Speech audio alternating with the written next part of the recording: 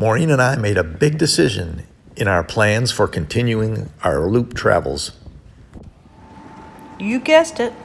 We left our boat up in Michigan for the winter. It was a hard thing to do. We really didn't want to leave her, but then we really didn't want to leave Michigan either. But we decided that we really have not seen enough. It's just so beautiful up there, and we wanted time to be able to go over to Wisconsin and to go up into Canada and spend some time up in the Georgian Bay and really enjoy the area some more. We were definitely nervous about having Freebird pulled out and left for the entire winter. We chose Eldine Shipyard in Holland, Michigan to store Freebird. We had had some work done there earlier in the year and felt comfortable that they would do a good job, and they also had room in their indoor heated storage for us. We chose heated storage just as some extra protection for her, and we're hoping it's going to work out. We'll see when we get back, and we'll let you know when we get back in the spring. Welcome aboard Freebird as we enter the harbor in Holland, Michigan, and head to Eldine Shipyard, where we experience our final sunset of the season. Watch as Freebird is hauled out and neatly tucked away in heated winter storage. Captain Ed is driving us in to our final resting place.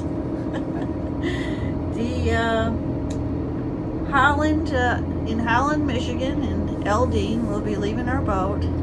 We've decided we're going to spend another year up here because there's things we have not seen and have not done. We want to go up into Canada and go up to Georgian Bay, and then we'll continue after that. But we decided we want more time in this area. It's so beautiful. Today's not a good example of that. It's a little rainy, but here is the entrance going into Holland. Lake Macatawa. And here we are turning in.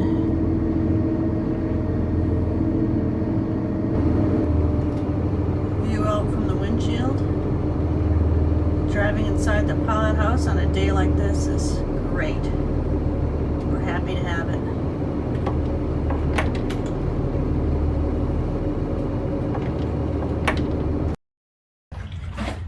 Our last night in Michigan before the boat is pulled for winter storage, and we've got a glorious sunset going on, as we've seen so many times throughout the summer. But this one's kind of special since it's the last one, and the sky just lit these clouds up really nice. I'm standing up here on shore filming this, and the Eldine crew has gone over to help Ed pull the boat out of the slip and bring it over to the lift to be pulled out. The morning we pulled the boat out at Eldine's, there was a very strong easterly wind that was actually hitting us broadside as I pivoted the boat to pull it into the area where the slings would lift it out of the water. You can see how strong that wind is if you take a look at the flag on the very top of the boat. You see it standing straight out. And if you listen closely, you can hear the bow and stern thrusters. I'm sure glad that I had those to assist me fight that wind that was hitting me broadside. We were able to bring it into the slip without any problems.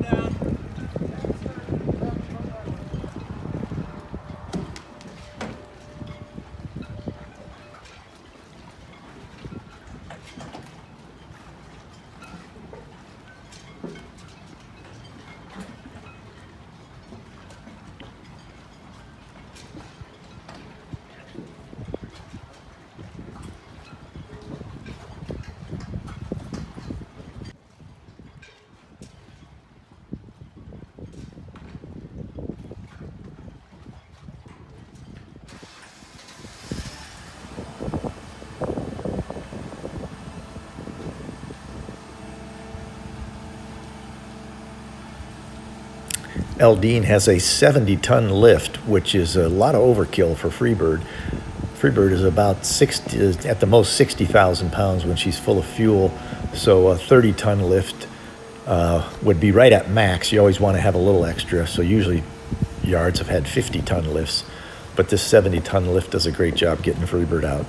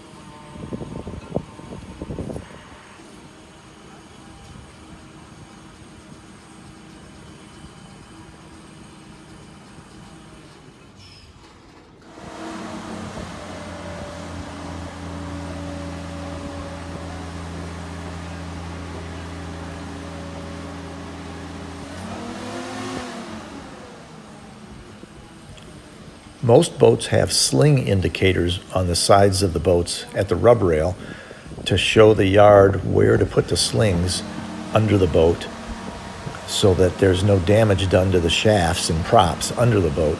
And a good yard will always check as they begin to lift the boat out, even with sling indicators, because over the years, sometimes they get moved and incorrectly placed.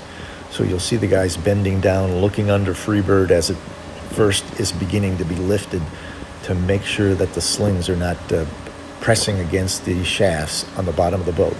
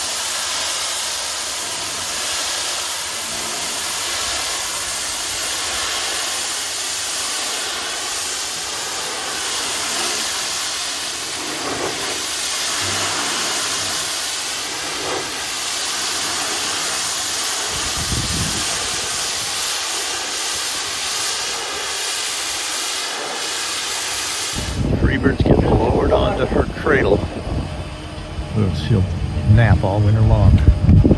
You want to set the stern and then we'll build up the middle? These guys are tweaking the cradle with this Freebird. This is a professional boat yard. These guys do this literally hundreds of boats a year. They actually specialize in sailboats, man.